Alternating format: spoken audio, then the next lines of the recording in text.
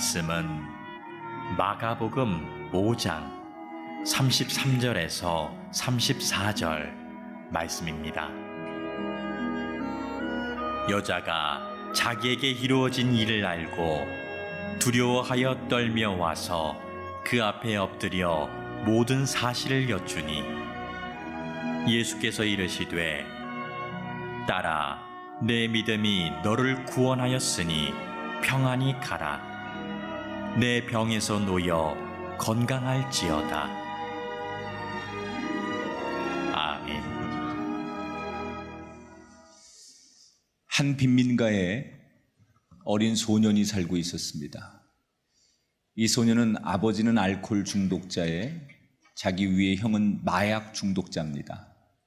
거의 방치되다시피 인생에 꿈이 없이 살아가는 소년. 동네 나가면 아이들은 늘 가난하고 별 볼 일 없는 이 소년을 따돌림하고 어울려주지 않습니다. 소년에게는 꿈이 없었습니다. 그런데 어느 날 동네에서 아이들이 자기들끼리 축구를 하다가 축구공이 대굴대굴 굴러서 자기 앞에 오길래 자기도 모르게 그 공을 뻥 찼는데 그 공이 저 앞으로 날아가는 겁니다. 그때 처음으로 이 어린 소년의 마음속에 나도 공을 차는 축구선수가 되고 싶다, 이런 희열을 난생 처음 느끼게 됩니다. 꿈이 생긴 거죠.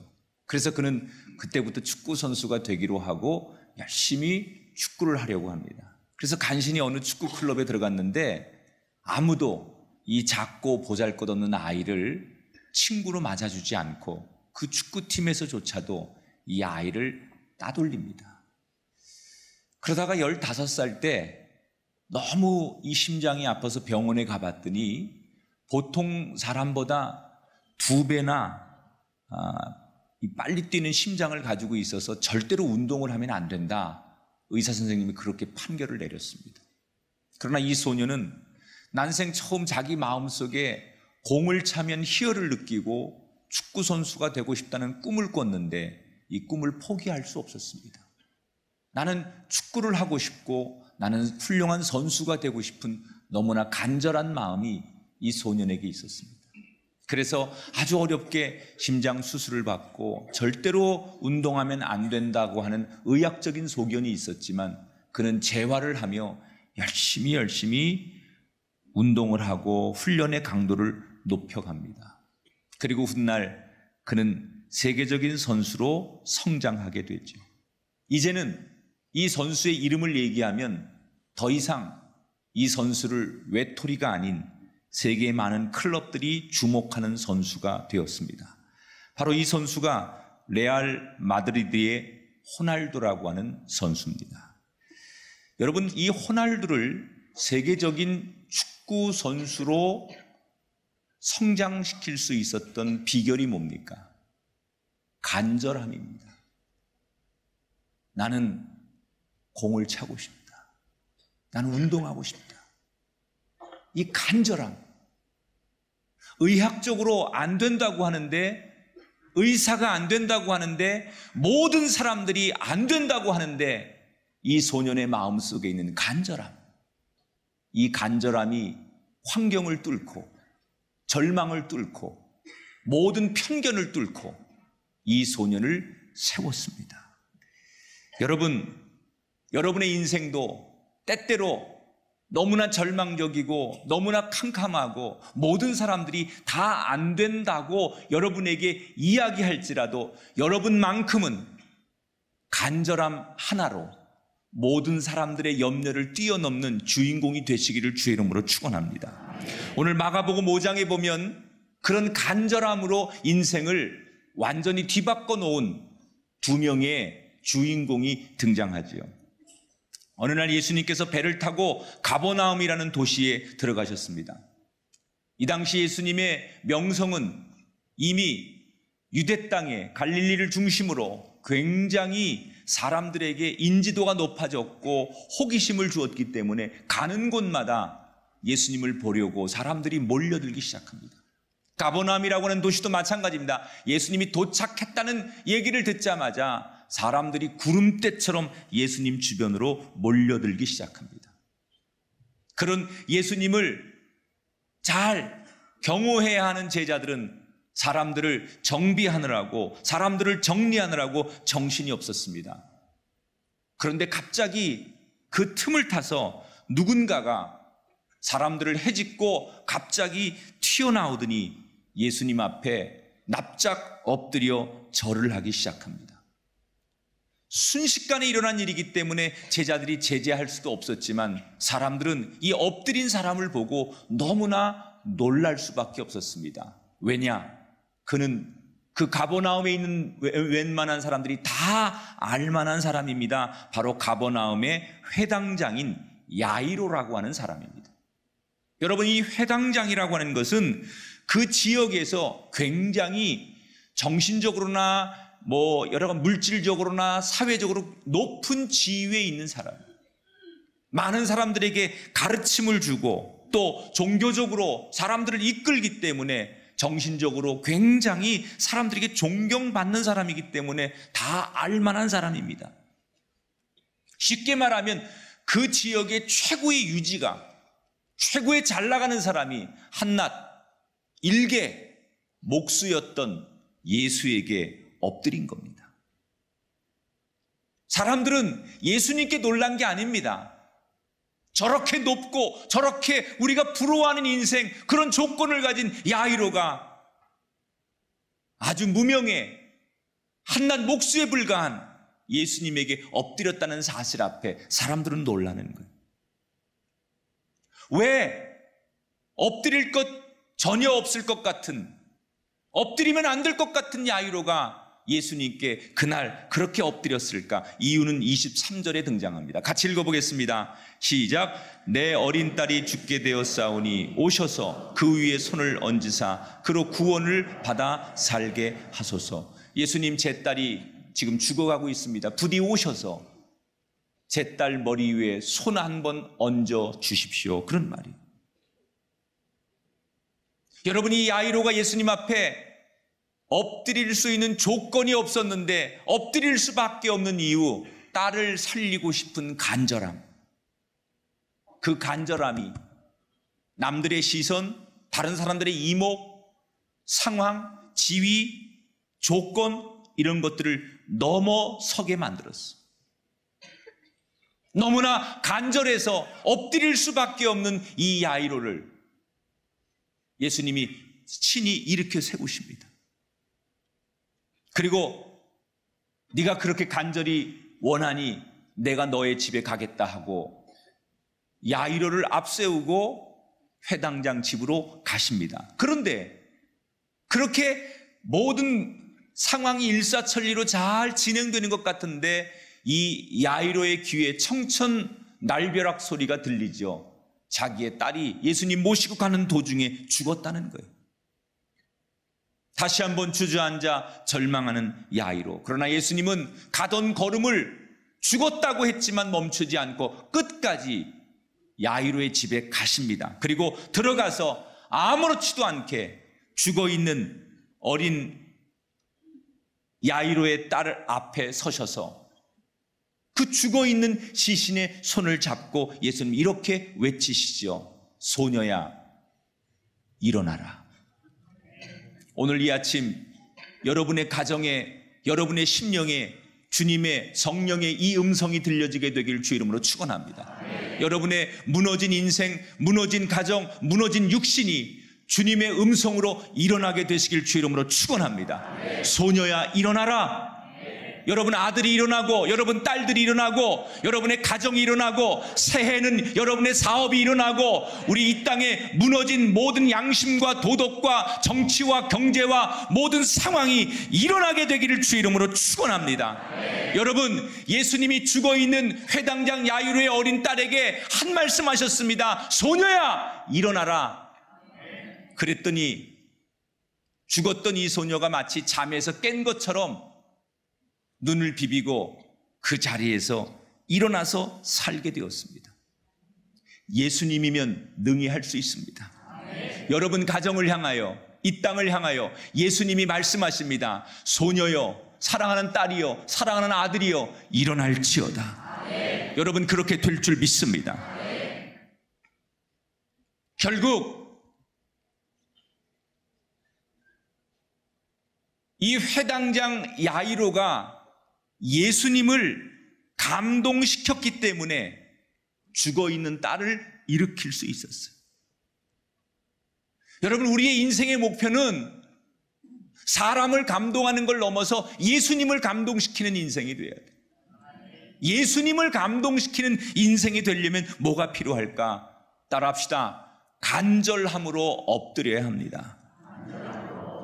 여러분, 이 아침에 간절함으로 제단에 나오시기 바랍니다. 오늘도 간절하게 예배하시기 바랍니다. 아주 간절한 마음으로 찬송하시고 간절한 마음으로 기도하시고 간절한 마음으로 주의 이름을 부르시기 바랍니다. 간절하게 엎드리고 간절하게 부르짖을 때 우리의 지위와 체면과 인간의 조건을 넘어서게 할 줄 믿습니다. 여러분, 야이로에게 상황은, 야이로에게 조건은, 야이로에게 인간적인 그런 모든 면은 넘어설 수 없는 상황입니다. 엎드릴 수 없는 상황입니다. 그런데 너무너무 간절했기 때문에 엎드리는 거예요. 아직도 우리가 하나님 앞에 이 새벽 간절함으로 엎드리지 않는다는 건 그만큼 하나님 앞에 우리의 심령이, 우리의 인생이 절박하지 않다는 거예요. 절박한 사람은 다른 거 필요 없습니다. 오직 주님 앞에 나 좀 살려달라고, 주님 나 좀 봐달라고, 주님 내 손 잡아달라고 엎드릴 수밖에 없습니다. 여러분, 엎드리십시오. 엎드리는 자에게 기적이 일어날 줄 믿습니다. 남 신경 쓰지 마십시오. 남의 이목, 세상 사람들의 그런 시선, 평가, 그런 거 신경 쓰다 보면 주님께 엎드릴 수 없습니다. 남이 나를 어떻게 볼까? 세상 사람들은 나를 뭐라고 말할까? 이거 신경 쓰지 마십시오. 이 새벽에 교회 간다 그러면 남들이 뭐라고 말할까? 그거 신경 쓰지 마십시오. 그냥 간절함으로 난 주님 없으면 안 됩니다. 새해가 시작되었는데 올 한 해 내 인생 변하려면, 올 한 해 내 주님께 붙들려 쓰임 받으려면 나는 주님 앞에 엎드릴 수밖에 없습니다. 이 믿음 가지고 이 새벽 나와 엎드릴 때 여러분 인생에도 주님을 감동시켜 기적이 일어날 줄 믿습니다. 간절한 소원이 있는 사람은 엎드립니다. 간절한 꿈이 있는 사람은 눈이 오든 눈보라가 치든 상관하지 않습니다. 여러분, 이번 새벽기도 끝날 때까지 간절함이 사라지지 않게 되길 주 이름으로 축원합니다.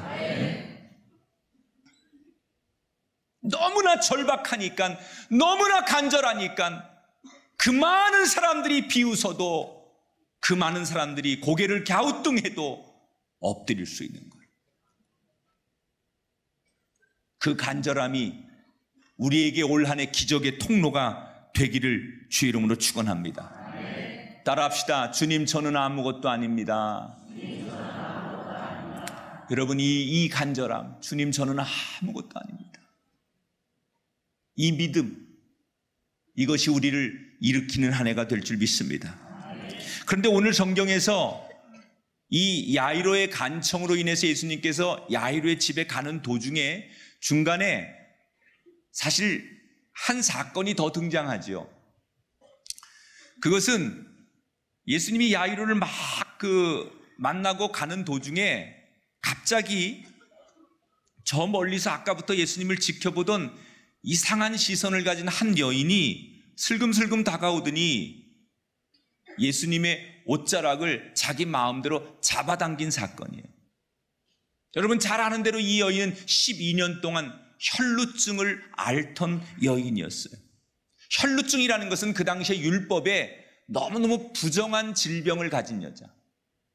2000년 전에 유대 땅에서는 병을 보는 게 아니라 그 병의 배경을 봅니다. 예를 들어서 이 사람이 무슨 아주 추한 피부병을 앓고 있거나 아니면 이렇게 하혈하는 이런 병을 앓고 있으면 이것은 종교적인 해석에 의해서 아주 부정한 사람이기 때문에 이런 병에 걸렸으니 이런 사람은 예배당에도 오면 안 되고 이런 사람과 접촉하면 안 되고 이렇게 생각하던 시대예요. 그래서 이 여인은 이미 12년 동안 성전에도 나갈 수 없었고 사람들에게도 환대받지 못했던 여인이에요. 율법에서 이미 법으로 부정한 사람, 가까이 하면 안 되는 사람 이렇게 규정했기 때문에 이 여인은 외톨이가 될 수밖에 없는 여인이었어요. 아마도 그 여인은 그 사람들의 편견과 율법적으로 부정하다는 이야기에서 벗어나고 싶어서 자기가 할 수 있는 모든 것을 다 동원해서 재산을 다 팔아서라도 전국을 헤매고 다니며 용하다는 의사와 그런 약들을 다 찾아 헤맸을 거예요. 그러나 지난 12년 동안 그 어느 것도 이 여인에게 효용이 없었습니다. 결국 그는 실패했습니다. 그 여인은 절망하지요. 그런데 어느 날 이 여인에게 희한한 소리 하나가 들립니다. 예수라는 사람이 있는데 이 사람은 무슨 병이든 다 고친대. 여러분 기회도 이런 소리가 들려지게 되길 축원합니다. 여러분 동료에게 가족에게 이런 소리가 전해지게 되길 주의 이름으로 축원합니다. 야, 내가 무슨 일을 해도 다 안 되는데, 누굴 만나도 해결 안 되는데, 뭘 해도 전혀 효과가 없었는데 예수만 믿으면 뭐든지 다 된대. 꿈의 교회 나가면 뭐든지 다 된대. 꿈의 교회 가서 설교 들으면 어떤 사람도 다 은혜 받는데, 이런 소리가 누군가에게 들려지게 되길 주의 이름으로 축원합니다. 여러분 이 여인이 이 소리 누구한테 들었을까요? 예수 믿는 사람한테 들었을 거예요. 자기 혼자 환청이 들려서 들은 게 아니라 누군가가, 누군진 모르지만 이 여인에게 예수라는 사람이 있는데 그 예수라는 사람은 못 고칠 병이 없대. 그 예수 앞에 나간 사람은 고침받지 못한 사람이 없대. 그 이야기를 누군가가 해줬기 때문에 그 얘기 들은 거예요. 여러분이 그 사람 되기를 축원합니다. 누군가에게 복음을 전하시고, 누군가에게 예수의 보혈을 전하시고, 누군가에게 십자가의 능력을 전하는 이름 없는 그 한 사람 되시길 주의 이름으로 축원합니다. 나는 그냥 전했을 뿐인데 내가 전한 그 한마디가 한 사람의 인생을 바꾸는 거예요. 여기 누가 이 여인에게 그 얘기를 전했는지 나오진 않아요. 그러나 분명히 누군가는 예수는 못 고칠 병이 없대, 예수께 나가면 고침받지 못한 사람이 없대 라는 누군가의 말 때문에 한 여인의 인생, 한 가정의 인생이 바뀐 거예요. 여러분, 내가 전하는 복음, 내가 자랑하는 예수, 내가 그렇게 사랑하는 교회를 전하는 거, 그것이 축복이고 그것이 한 사람의 인생, 한 가정의 인생을 바꾸게 될 줄 믿습니다. 무슨 병이든 다 고친대? 여러분, 아픈 사람은 지푸라기라도 잡고 싶은 거예요. 아마도 그녀는 자기 인생의 마지막이라는 심정으로 이 이야기를 듣고 예수님을 붙잡기로 했을 거예요. 그리고 사람들이 웅성거리고 혼란한 틈을 타서 무리 속에 들어가서 예수님의 옷자락을 만집니다. 사실 너무나 많은 사람들이 지금 막 무질서하게 예수님께 달려들기 때문에 이렇게 힘없는 병색이 완연한 이 여인이 사람들에게 밟혀 죽을 수도 있습니다. 그러나 이 여인은 상관하지 않습니다. 최대한 자기가 할 수 있는 최대한 손을 뻗어서 예수님 옷에 손을 댑니다. 그런데 그 순간, 여러분, 바로 그 순간이에요. 바로 그 순간 그 믿음으로 자기 몸의 출혈이 멈추는 것을 자기가 제일 먼저 느끼는 거예요. 그러면서 온 몸이 따뜻해지는 것을 자기가 느끼는 거예요. 순간적으로. 빨리 아멘 하세요. 순간적으로. 이분들은 타이밍을 못 찾죠. 그 순간에 빨리 아멘 하에 여러분도 이렇게 무슨 혈루증 여인처럼 뭔가 순간에 올 거 아니야. 다시 얘기할게요. 타이밍을 놓친 사람 때문에. 이 여인이 예수님의 옷에 손을 댔는데 바로 그 순간 자기만 아는 거예요. 출혈이 멈춰지는 걸 자기 느끼는 거예요. 그리고 저 발끝에서부터 온몸이 따뜻한 온기가 오는 걸 그 순간 이 여인은 느끼는 거예요. 여러분, 그 순간이 오늘 이 아침 되길 바랍니다. 오늘 이 아침 그 순간을 맞이하길 주 이름으로 축원합니다. 지난 12년 동안 낫지 못했던 혈루증이 완벽하게 나았어요. 그런데 이 여인만 느낀 게 아니에요. 예수님도 느꼈어요. 이 여인의 손길을 느꼈어요. 그 옆에 있는 제자들도, 그 많은 군중들도 누구도 예수님께 손을 대는 걸 아무도 느끼지 못했습니다. 눈치채지 못했습니다. 이 여인만 느끼고, 그 다음에 또 누가 느끼냐? 예수님만 느끼는 거예요. 예수님. 여러분, 이 새벽에 여러분 흐느껴 울며 기도하고, 여러분 정말 큰 소리로 기도할 수 있는 사람이 부러워. 그 힘조차도 없어 정말 작은 소리로 주님이라고 부르는 여러분의 그 작은 소리를 주님은 느끼실 줄 믿습니다. 할렐루야. 여러분, 우리 어린아이들이 나와 앉아 있는데 이 어린아이들이 정말 눈 비비며 졸면서라도 예수님 이름을 한 번 부를 때 주님만큼은 이 아이들의 그 작은 소리를 느끼실 줄 믿습니다.